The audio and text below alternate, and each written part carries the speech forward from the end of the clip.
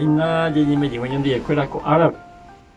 ñamindu'umi hag̃ua ko Ñandejára ñe'ẽporãitere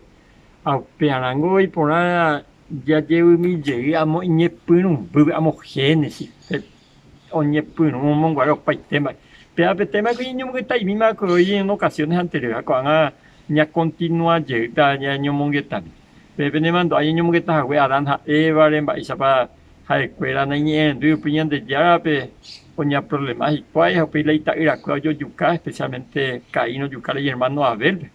pero mba'e oiko la Caín descendientekuéragui pe la añesẽnde pe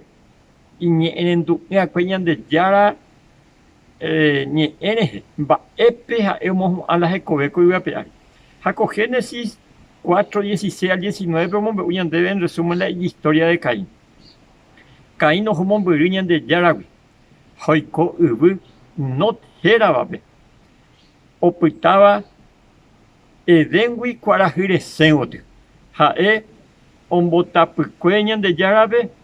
ha oho otro lado. Caín upéi ita'ýra peteĩ hembirekógui ha ombohéra Henok omopu'ã peteĩ táva guasu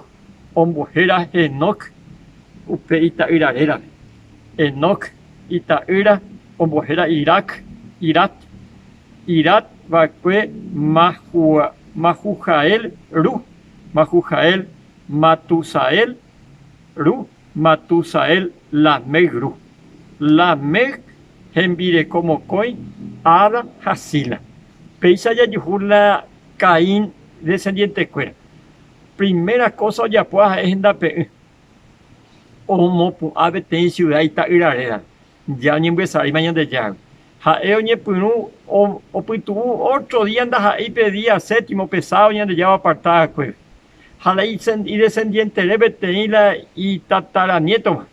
Lamec héra upe ágatu oñemohembireko mokõi ha péicha oñepyrũ la tapichakuéra ojeseparava ojeapartava la Ñandejárapegui oho en contramano ha mba'épe omohu'ã hikuipea lamentablemente ñande jaikuaa Caíngui upépevénte upéi ja oúma la diluvio ha upépe la idescendientekuéra opytapaitémako yvape ári che angirũ